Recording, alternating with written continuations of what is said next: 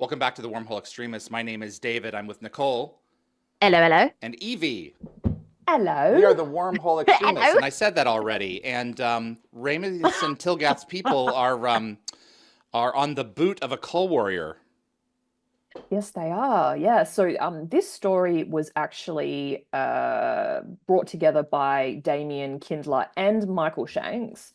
This is actually the first of two episodes of SG1 written by Michael Shanks. And I think his original pitch was a sequel to Crystal Skull involving Dr. Nicholas Ballard. And the teleplay was also by Damien Kindler, and both part one and part two were directed by Peter DeLuise.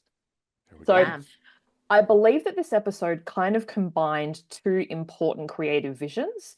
Michael Shanks contributed the storyline about Nicholas Ballard's Fountain of Youth research, and Robert C. wanted to introduce a more powerful enemy than the increasingly sympathetic Jafar, hence who we have on screen.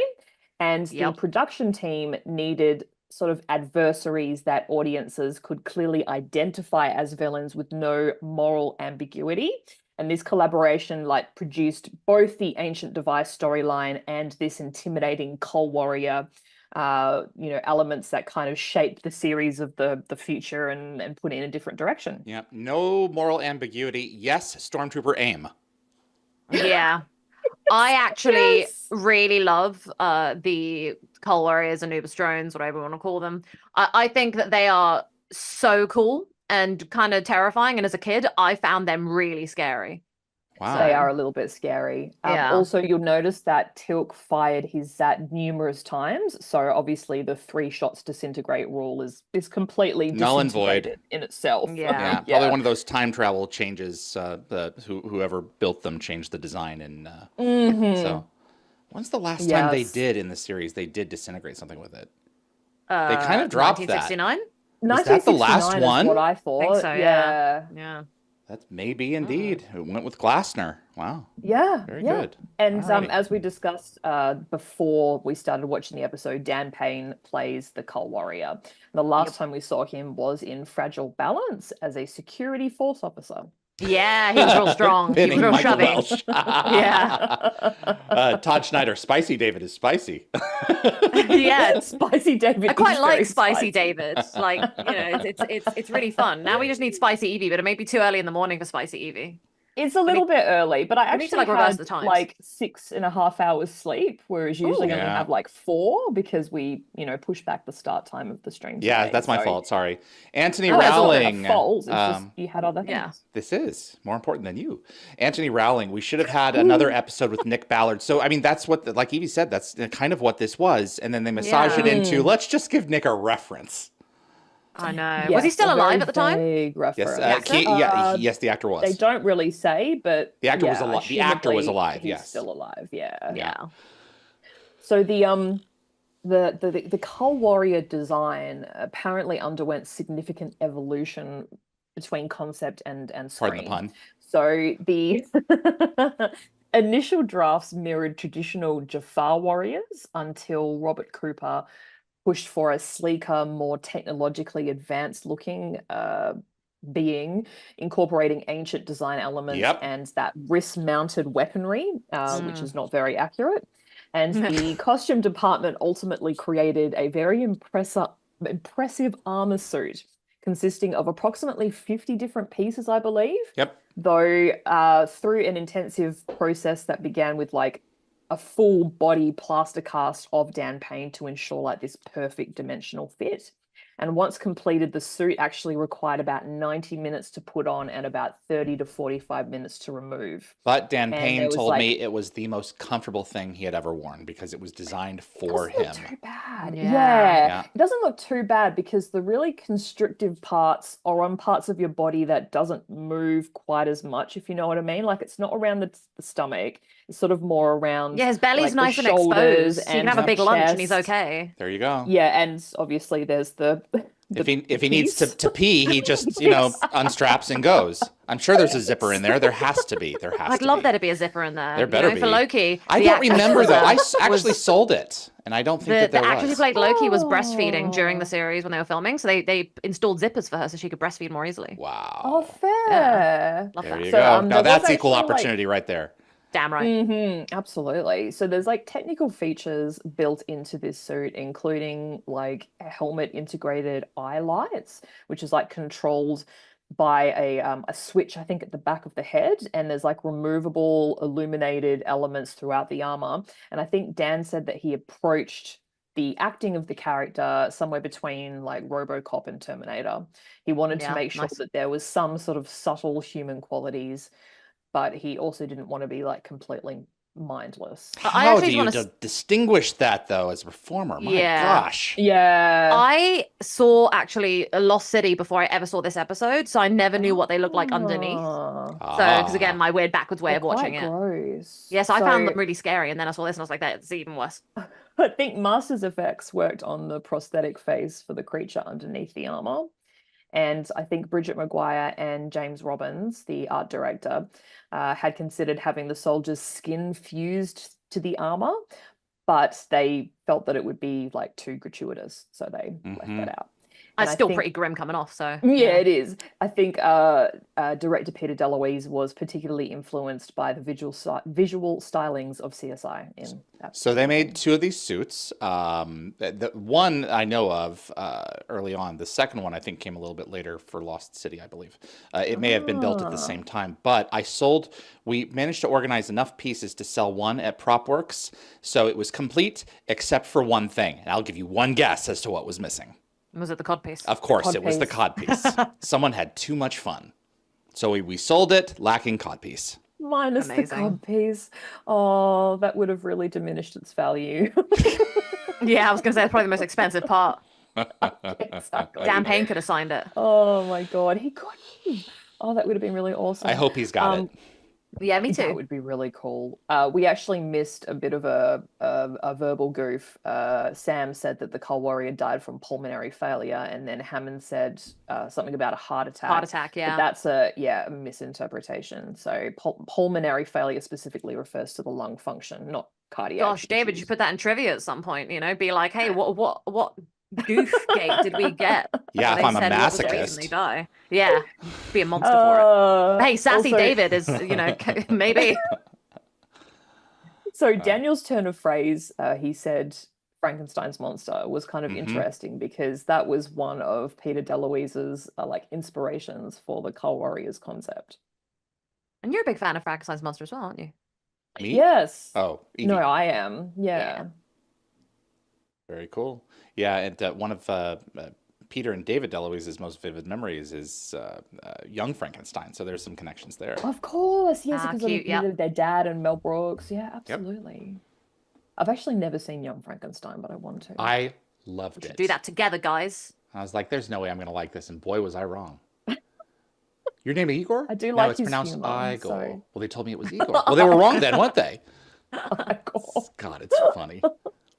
Uh, Jed Tidd, I didn't know about the female Loki. Well, come on here and we'll tell you all kinds of mammary information.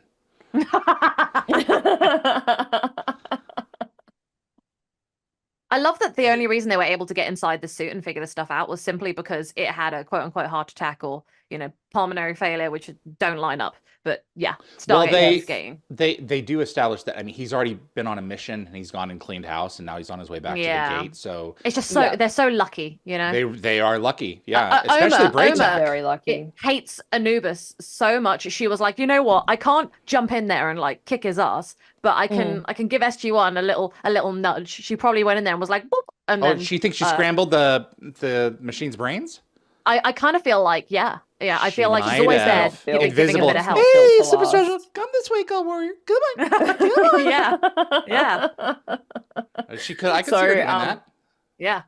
So Ali Snow from Gate World pointed out how Daniel and Dr. Lee's like expedition feels straight out of Indiana Jones, and there's actually a lot of like similarities. Yeah. And I think the parallel starts as early as here because there's Nick's version of the Grail diary from the Last Crusade that Daniel's Looks a lot like it. Yeah. Yeah. And just like Indy, Daniel is trying to complete the lifelong work of essentially a father figure. That's true. Mm. Yeah. I love the connection though. I really like that we're starting to see more of Bill as well. He keeps coming up and he has great chemistry with everyone. Bill. Yeah. Yeah, Bill's great. And he's called Bill. I know. I think in the next episode, if I'm not mistaken. Bill. It's this episode. Oh yeah, maybe the next one, but yeah, this part one or part two. Yeah. His first name is I couldn't mentioned. believe people thought he was named Seymour after Rick called him that in 0 Hour. It's like, guys, that's a Little Shop of Horrors reference given the scene. Oh yeah, people be silly. Mm-hmm. Well, people be gullible. Yeah. So obviously we've got like the first 20 minutes without Jack, and it's sort of an unexplained absence. Jack's missing all of these pretty vital meetings. He's fishing. Yeah. Funny. And the Gateworld reviewers, I think there was 2 of them, also observed that sending Daniel and Dr. Lee to Honduras without military backup what were they thinking? sort of makes logical sense though within the story context.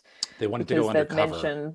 Well, yeah, it's like they don't want to draw any unwanted attention to themselves. It needs to be sort of a discreet operation. A scientist and an archaeologist with no backup. What could go wrong? You have to understand, speaking as an American here, that North American, the cartels run huge chunks of these countries. The government and the cartels have to cooperate on a certain level, otherwise there would be abject chaos. So bringing government military is a bit of a problem as well, right. Some cartels, the governments, depending on the country, are run in name only against the cartels, and some they cooperate. But like, I mean, I cannot speak to Honduras specifically, though I was there a few months ago and I had a banger time. But no Teljac device. No. Well, guys, this very authentic looking cantina was actually a transformed gun range outside of Bradby, BC. And the production designers like completely overhauled the space with tropical decor. And they had like animal wranglers that brought in like chickens and local fauna to create this sort of bustling atmosphere. But the problem is they're missing the Barbasol can. That's the only thing I can think of, Do you guys know what I'm referencing? No, I don't. Not specifically. You're too young. Whoever gets it in the chat, 10 points for Gryffindor. Someone will come along here, and then I'll give the reference. A few years younger than you. So this is Zach Santiago as Rogelio, and he's actually Canadian born, but he does have some Spanish ancestry, and I think he's still acting today. And he also works as a club and radio DJ in Canada and Europe. So he does later return as corporate Rivers and Universe. Rivers, that's right. So Lockwatcher got it before I had even he had heard it completely on it. It says this scene feels like, I don't know what Dosworth is, but I guess that's the location in Jurassic Park. The only thing I remember is Dodson, we've got Dodson here. See, nobody cares. I haven't seen Jurassic Park in so long. Yeah, I know. I've only seen it once. Yeah. Oh, Rogelio. I love that we're getting some Spanish people, but in like, this situation. Yeah, most of them are Canadian born. Yeah. I actually love this character. Me too. I love him. I think he's so charming. I love American Gum. American Gum, yes. There we go. Ooh. Mustache twirling villain, yeah. Sí, estuviera en otro lugar.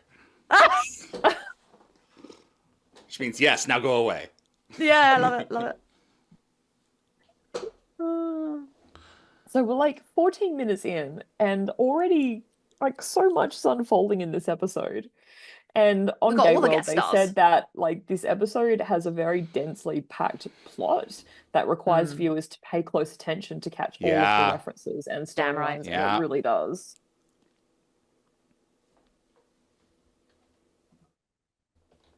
We don't see the Teltrack device again until 200, do we? After these 2 episodes? That's correct. It's referenced, and it's a different one. and it sits on my shelf behind me here. Just The love one from Ben Browder was these shooting episodes zombies. is all CG. Yes. Yeah, the Resident Evil sketch. I showed my uncle 200, and he was like, "This may be the best episode of television I've seen. I'm not even a fan of the show." And I was like, "Yes." Oh, that's great that it translates. Yeah. Yeah, he found it hilarious. And anything he didn't get, I explained the references. Yeah, I think you kind of appreciate it on a different level when you actually understand where the Yeah. references are from. Trinium Dart. Mm. There are a lot of references in this. It's Mm. cool. It's one of those payoff moments for the show where we've got lots and lots of things happening, and we're, you know, mentioning previous characters. They're all making comebacks, doing little bits to help out with the main story. It's great. See, Rick just all of a sudden appears. Yeah. I mean, if you don't make a big deal out of him not being there, then it's pretty easy to just write him out of situations. He is in a lot of this episode. But he's just Like, getting not his this laps episode, in. But the two-parter, yeah. Yeah. Where's Jack? Where's Colonel? Oh, he's walking around on I level wonder how 20. many briefings, if Stargate was now, like around COVID and post-COVID time, I wonder how many briefings Jack would be taking from like his sofa or his bed or something. We'd on see his him walls. on the Zoom. Yeah. Yes, he'd do like the whole newsreader approach where it's like business up top and then just like pajama Yeah. pants down below. Don't While he's doing the share my crossword. secret for how I do the show. Wow, well, I'm that's a literally cool wearing shot. pajama pants now. Yeah, Looked that's like not a a bad drone shot, flew actually. by the Yeah. waterfall. I know it was supposed It to be is, a it's bird. not bad. Yeah. And what did you call this? Honduras? Vancouver. British Columbia. That's right. Well, when you look at the scenery, you can tell that they've just placed like tropical plants in the forefront of And the the camera. mist Yeah. and Yeah. Joel Goldsmith do some Latino music. Yes. Yes. Yes. What I will say that I find really funny is that Stargate doesn't ever really get the opportunity to leave British Columbia. So I'm This is absolutely gutted that the one time they could go up to the North Pole, Michael Shank was like, "Nah, mate, I'm not doing it." Yeah. And it's like, bruh, the one time your show let you go somewhere. It's true. Dr. Lee is doing his best Robert Muldoon. Clever girl. I love that he's like found it. And the bush is Oh, straight it's so ahead. good. It is quite funny that so Daniel's character went from like, you know, nerd to like Rich the in nerd. charge really hot one, you know. Not that nerds aren't hot, but most of the time, like stereotypical nerds, like when you look at them in television, it tends to be that kind of silliness. Mhm. Now he's so cool. Yeah. You know, it's like, bruh. This is the episode that begins to illustrate his humor. Yeah. Yes. How Yes. cool and hot he is. How Jack he could be when he needed to be. When Michael Shanks is there and not Richard Dean Anderson. So Yeah, step in with that comedic relief. yeah. But I love that Daniel's serving for all the nerds out there. Like we're all hot, guys. Just gotta, you know, work at it. People will recognize us for being cool and hot. Eric Brecker Reynolds, no longer at Area so- 51. I'm so happy to see him here. I love that. I love that Yeah, he has me the evolution from too. Area 51 to here. It's really Makes nice. a lot of sense. Yeah. He actually gets to see the aliens He does. Yeah. that they're not keeping. That they're not at Area keeping it. 51. There you go. He declined an So- appearance on Dial the Gate, but I don't hold it against him. Oh, I mean, Oh, You well, can't you win know, people everybody. are busy. No. So, for these temple sequences, I believe that the production team constructed a specialized entrance on location, just large enough to fit the actors, and the more elaborate temple interior was built at Bridge Studios. Yep.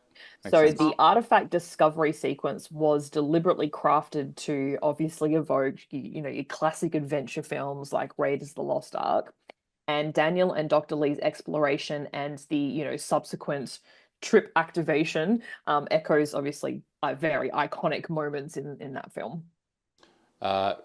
Everyone who was on the scene who has recalled memories from it saying that this day was so hot. And poor Dan Yes. Payne. He was just Yes. miserable. oh, in a fully black suit as well in that heat. Oh, that's So gonna absorb a I lot. actually have more info about that. Apparently it was about 33 degrees, so about 91 Ooh, Fahrenheit. That's toasty That's for too Dan much Payne. for me. Yeah, Dan Payne was completely enclosed in like 5 mm neoprene underneath like multiple armor layers. So this caused serious heat exhaustion symptoms. He had like tingling limbs, slurred speech, hallucinations. He won't And complain. the crew members, he doesn't believe in he didn't complaining. complain. And So- it's like, no, if something's wrong, you need to tell us.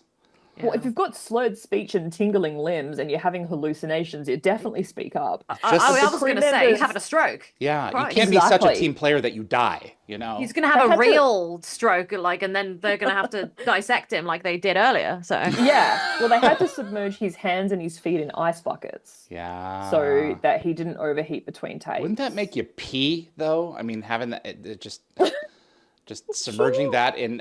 So I heard that if you like put one hand in one thing and the other temperature is in the other, that you lose control. isn't that a prank that people do when kids Yes, are it sleeping at is. sleepovers? Yeah. I won't speak further One on it. hand in water. Oh, I feel like it happened to David as a child. So Rob Fournier remembers working with Dan Payne, and Payne was like, "Okay, so where are they shooting?" And Rob said, "Everywhere but you." So- Yes, Yeah. yep. And speaking of shooting, Sam is carrying a Micro 16 assault rifle instead of her usual P90. It's the Carter A whole Special. blank ammunition shortage. Yeah. There we go. Zoop. Yeah, I love how Yeah. he's just so unbothered about everything. I'm getting like Very PTSD to unbothered. Apophis in the Nox. He doesn't even get angry. Like, Nah, he's so It just unbothered. I continues. love it. Look at him. He's just like, ah, We meh. want this guy alive, so let's just, let some Jaffa die. I love that Here they Teal'c's go. got a big earth weapon today. Some of these visuals are just so cool. This is like this. I love season 7 because it's kind of coming out of that late 90s, early 2000s cringe, and it's starting to find its coolness. Yeah. You know? Jeez, man. How Right, badly the do you want shoulder this thing for alive? Yeah. well, now, they don't really care so much. To him, these humans are all just a bunch of insects in his way, like on his windshield. He's like, "Get off! I'm Pretty busy. much. Got stuff Yeah. to do." Yeah. Love it. This is a cool shot, though. It's so cool, and the It's very dustiness on him. badass. My problem with that Yeah. wide shot is it's clearly blowing in front of him. It would have been better to Yeah. just superimpose him in visual effects and just like actually detonate him. So that one's a little bit easier. That one looks like it hit him. Well, I wanna say that the armor is so completely impenenetrable. I think instead of saying water off a duck's back, we need to start saying fire off a Cull Warrior's back. Jeez. Yeah, because it just rolls off the slid tongue. right off. Now all I can think of only is Oma. Here, Cull Warrior. Don't look at Master Vertec. Come on, come on. Yeah, come on, guys. Oh, you got some other stuff to do. Don't worry about these humans. It's all good. Yeah, Yeah, they need yeah. to live. That's 1 SGC, 0 Anubis. Screw you, Jim.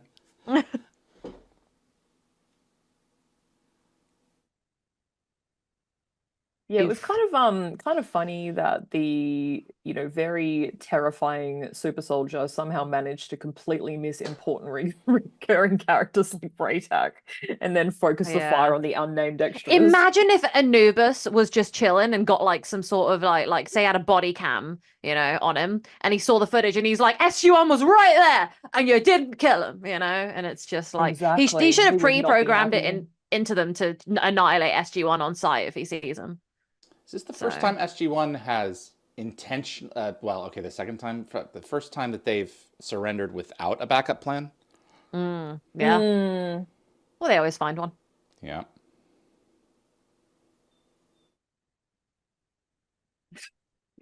More time is money. Yeah, that's true. Exactly. Yeah, paying him by the That's what hour. he's There it is. thinking. Yeah. And if they he's still on the die, clock when he gets shot, I think. I Yeah. think so. Yeah. So at that point, I think the U.S. Jet military Ted will says, pay. nice 5 o'clock shadow on Daniel. Damn right. Oh, jeez. Damn right. Well, I'm just saying, look at him. Like, you're a hot nerd. We're so capable. I'm still kind of jealous that he can pull off a bandana. I know. It works. Oh, And Daniel. Bandana. so hot. Bandana. Daniel, save some for him. I mean, come on. Also, you've got no water. And I think that might be the only canteen they have because he's not carrying his own. Well, there's a waterfall about, Yeah, true. an eighth of a mile away. There Wait, we parasites go. and stuff, though. I'm sure they have a filtration Oh, thing they in the have bottle. absolutely. They've got some iodine. Yeah. cool. Clever Nice. Daniel. Where's Jack with his pack of C4? He loves to blow stuff up with those little blocks. I think that establishing shot is used later. I'm sure. Could be. So Ryan Booth is on the right. Right, yeah. And he will be in all 3 shows. Ah, come on, Reynolds. That's his only word. He knows no other words. We're about to see Jack's Vulcan salute. That was improvised, apparently. Yeah, we're not here to bother you. Don't worry about it.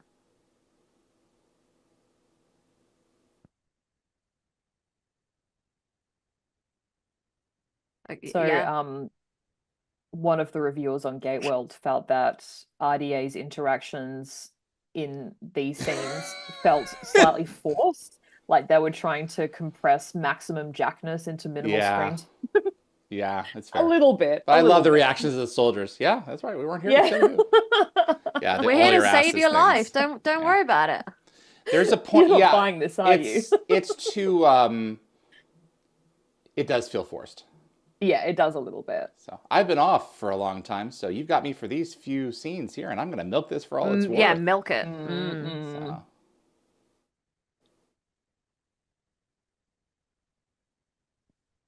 I feel like it's gonna I don't know why it's always this scene I think is gonna pull out his watch and be like an SG-12 is gonna come through that gate in 4, 3, just waiting for him to count down the Cold Warrior coming to kill them all. Oh, that's funny. Oh, I was wrong. He also says Kree.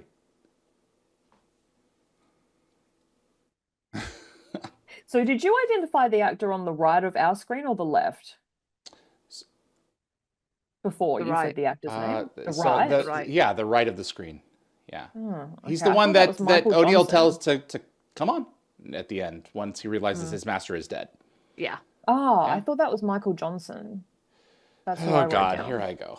Let me see here. One moment, please. I said Michael Johnson plays Rainius's Jafar guard, and then he was previously Apopha's Jafar commander and a Jina warrior in Double Jeopardy. Oh, you're absolutely right. Evie Oh my God. calling out David. Woo woo. Good for you. I was wrong. That was not Ryan Booth. And out of all these Jaffa, you have the name of the one who is named. Michael Johnson. And yeah, Michael Johnson. Such a rare name. The spelling is definitely rare. And this is his 3rd performance.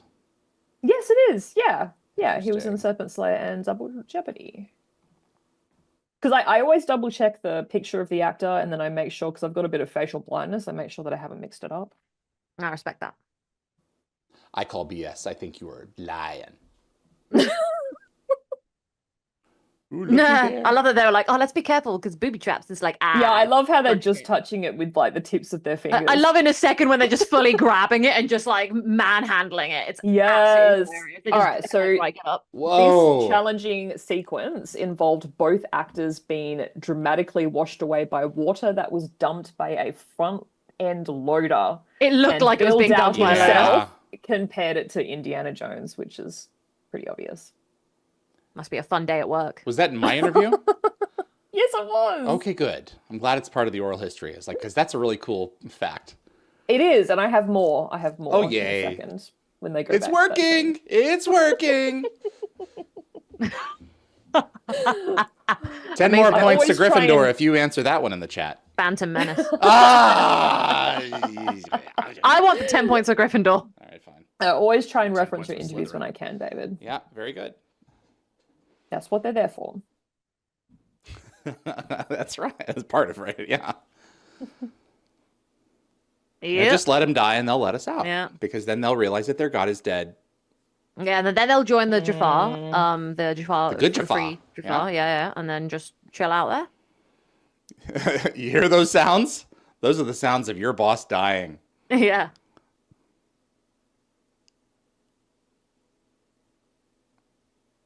Alrighty then has come in saying good morning from New Zealand, the Terminator episode. Yay, hello. Hi. Welcome aboard. Neighbor. Hello. My country neighbor. Yeah. I love New Zealand Taskmaster already then. I don't know if you've seen it, but it's my favorite version of Taskmaster. And I'm a Oh. Brit. Oh, there's so many amazing things about New Zealand. I have relatives from there too. Oh, I'm jealous.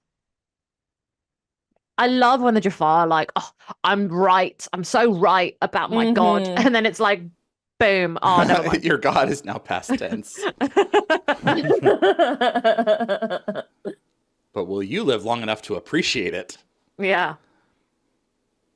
The show did a fairly good job of bringing. Yeah, so I can think of two right off the top of my head. I can think of Ragnar, and then Yep. Noah. What's his name's character? I forget his name. So and he was introduced in Sacrifices, I think.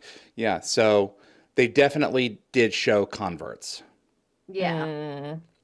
Pretty So sure more more, about but I'm this good. flooding scene. Bill Dow revealed that these water scenes involved impressive practical effects. So the production team created an underground water tank by embedding a dumpster-sized container into the ground. And Bill recalls performing multiple takes of certain water sequences, particularly one where the director wanted the water to settle before he and Michael surfaced. Of So that course. scene just there. Mm. And it made it like appear as though obviously the characters had drowned. And Bill also recalls the particular moment where he had to remain underwater holding his breath while Michael performed above. And this Yeah. created like a genuinely stressful moment that translated into authentic gasping when they Mm. finally emerged. I love Bandana Uh-oh. Guy.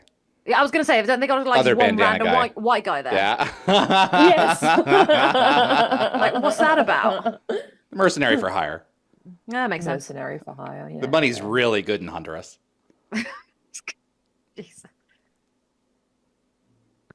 I do find it really sad that whenever I see like Latin people being put into content, not whenever, but like a lot of the time, it's just like, you know, cartels and stuff and illegal actions, and it's like, I want to thank Edward James Olmos for being one of the good guys, one of the good Latin men in television.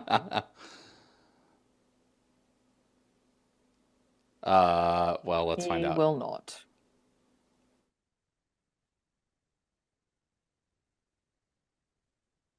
Yeah. Doesn't sound that good, does it? Half of your folks are already dead. This is just the skeleton crew that's left. Whenever I think about the Jafar, I like just don't even, a lot of the time I don't even think about the fact that they have families and stuff. So like how many like people, how many kids are getting orphaned every time SG1 goes out and shoots Jafar? I'm sure a lot of them do have families. Planet. That's how you get Exactly. more Jaffa. Yeah, I was gonna say, yeah, work Yeah, against them. they're not Brussels sprouts. I can imagine a lot of them have like it out for SG1. Wow, that So took whenever no they time see at them on the all. battlefield. It's like, Like, okay, he's yeah, just stabilized. the witch Do you is think that dead. he was secretly on the verge of like changing sides and he wasn't sure, and then this was like, oh yes, then this is the right choice. I love this look. Come on. For this, Yeah, you come can on. stay at my place. Yeah, it's so cute. Yeah, Yeah. go, It go. is very cute. Yeah, he's so sweet. I just want to give him a hug, a very tall hug. Okay, so Nicole, we're about to see, you know, Daniel in just his undershirt. Oh, So yeah, hello, Big Guns Jackson. That honestly, is pretty impressive. Does anyone my have first crush. the handbook, the Archaeologist's Guide to Wumping, or the field guide to Wumping Archaeologists handbook laying around somewhere? So, because it's about to happen. So, Well, wumping yes. was like a big was gonna term, say, what? you know, in fandom at this point. Right? And I It's a didn't even fan know what it fiction thing was. as well, Yeah, wumping, I was yeah. like, I don't even know what it is. you don't know what wumping is? No, It's please, someone tell me. it's a British term. I'm pretty sure. You said it to me last time about milk toast, and it was wrong. So please, double Possible. check. Whoa. So it's Daniel being tortured. Yeah, it's a character Oh. enduring torture, Yeah. injury, you know, other forms of physical or mental suffering. You know Oh, the that sounds Wumping terrible. Willow in Harry Potter? Oh, You know why you know why it yeah. wumps? Because it beats cars up. Okay, terrible. Okay. Yeah, I Oh, worked in maybe Stargate dead. SG1 for 2 days. Oh, who were you? Dead Jaffa. Dead Jafar Yeah. number 4. Aww. You should have believed us. I'd kill to have that outfit, though. This one? Yes. And the skirt. You in the skirt. Get that target swinging a little.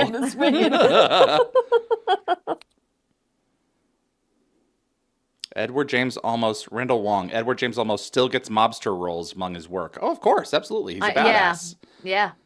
Oh, this is cool. It's just nice to see, because obviously, you know, Latin people a lot of the time, they get hired for roles that are quite stereotypical based on, you know, the region and the history. And so it's nice that Edward James Olmos was able to be the savior of the human race and, you know, do something a little different. Absolutely. But obviously he was in Narcos, but he was a good guy, so that was nice. Okay, so this is Huey. the Mid-Valley viewpoint in BC, and the production team went all out. They even acquired a downed Russian helicopter as set dressing. Oh, it's not a Huey. Okay.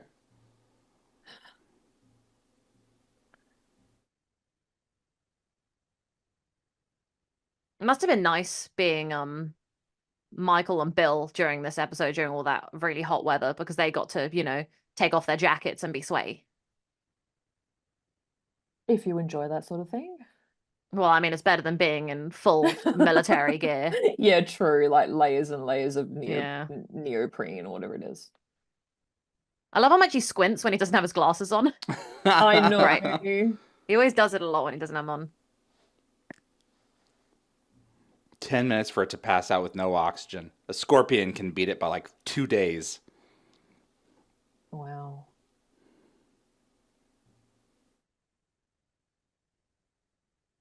What's up, Don?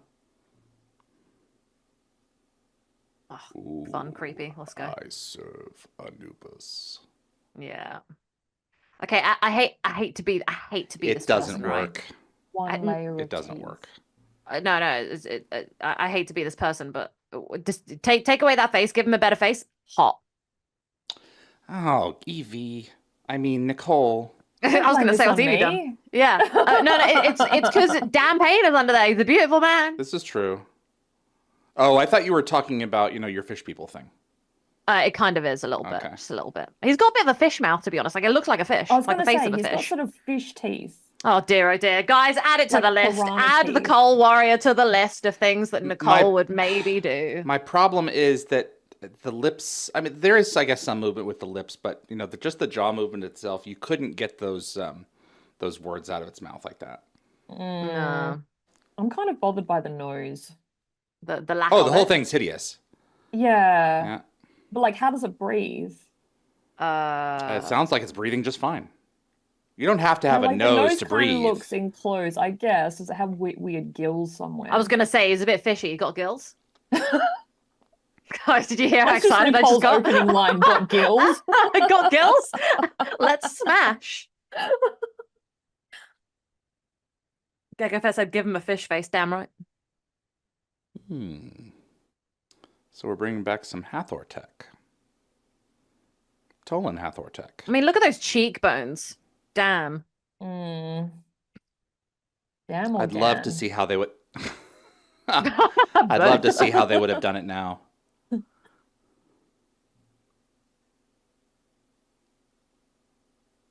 Just the lighting in this shot, I love. It's there's a glow to it. It's soft. Long lenses. Yeah. And I just love staring at Don. I mean, he's a great performer. I love him. Yeah. I love the way that TV exists on film because it's like there are so many people that we've lost, and it's nice that they get to live on in some way through this. Absolutely. This is true. Yeah, the nose does look like it's completely full of stuff, but it could just be some of that nasty goo that we saw. But I do feel like it's just part very of the tiny nostrils, but like yeah. I don't know. Ugh. No, it does have 2 layers of teeth. Okay. Just got a like protruding top jaw. Top jaw? You know what I mean? Yeah. There we go. Just extrapolate. Already then said, my bad, Death Knell's the full Terminator one. To be fair, they got Terminator vibes, both of them, but the other one is more Terminator for sure. This is the pre-Terminator. Yeah. Yeah, that's what they said. This is just the entree. Yeah.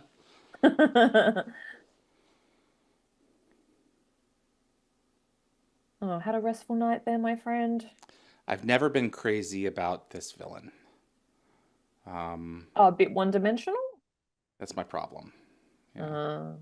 Those are actually Madagascar hissing cockroaches, which are not native to Central America or Nicaragua. I can't Interesting. believe like someone did the research on that. Dude, you pull it up came in somewhere, or from did the you look at Russian it? chopper. Yeah, it did. So, this so-called one-dimensional villain is Frank Roman playing the rebel leader Raphael. He's actually of Puerto Rican descent, and he Ah. previously worked on 3 Mel Brooks films. So I don't know whether that sort of influenced his casting, given that the DeLuise family, has a connection to Mel Brooks. I But wouldn't be there you go. surprised. Yeah. And he actually received specialized weapons training for this role, both with the AK and also the 9mm handgun. And apparently, he sort of faced an unexpected challenge when Peter added live insects to the prisons, like this prison hut scene for atmosphere. And I think he later recalled that bugs make him really anxious, and he wasn't prepared for suddenly acting among like cockroaches underfoot.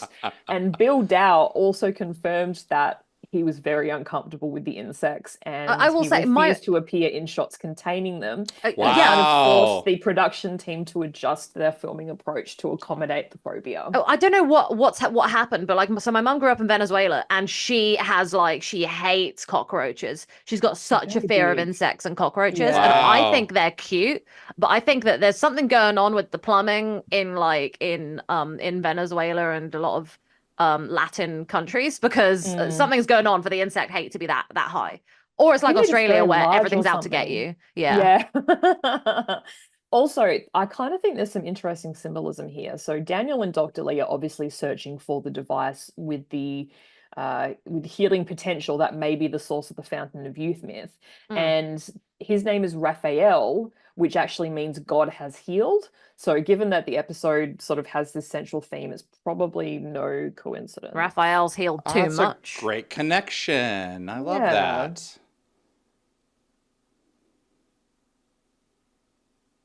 Okay. Yep, close the door. To the outhouse. The outhouse. It's not a very well built outhouse. I was gonna say, I would not want to be pooping in that.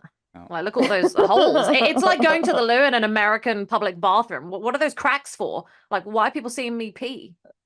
Oh, I literally developed a phobia coming back from the US because of Right? the self-flushing toilets. Oh my god, the I'm splatter. like, I'm not ready. I'm You not have ready. no And there's like a self-flushing splatter. toilets down there at all? No, it's weird. Not really, no. Wow. You don't have to touch the toilet, but there's a sensor thing, so you can just wave your hand sensors, over a thing yeah. and it goes off. But it But never it doesn't just self-flushes. randomly flush at, Yeah. like 2-minute intervals. Yeah, Interesting. I take longer than 2 minutes. Come on, like, it's rude. Exactly. They're not And then supposed to end up flush with getting you still on it backsplash. unless you Well, I stand up to wipe. What do they expect me to do? I don't sit and stay there the whole time. TMI Nicole. All right. You're welcome, everyone. Important fact. Hey, to be continued. Next episode. Wait. So you're telling me you stand up and then you sit back down? No. I do my business and then I wipe. Okay. But then how But are you I going to get stand up to splashed? wipe. Okay, so you're not going to get splashed then. No, But it it's- still manages. it's- There's some yeah. velocity in the splatter. Maybe it's because you don't sit as much as women do, but damn, it's bad. Hey, I sit plenty. Yeah. Thank you. What you're I was gonna describing say- is a high pressure toilet. Okay, well, then every toilet I've been to in North America has been very high pressure. So, Maybe Maybe it's I just want an higher pressure outhouse. than you have. there's I don't get splashback in this country, and Evie apparently doesn't get any splashback over there. So I would prefer the outhouse. that Hey Bill everyone, and it's Daniel were hanging out Evolution. in. We're watching Yeah. Evolution, the Stargate SG1 episode. This is Wormhole Extremists. And Toilets. If you want to hear a continuation of this conversation, you're not going to find it in part 2. Bye. It was great. Cheese and rice. Oh, Hey, you know what? cheese and I hope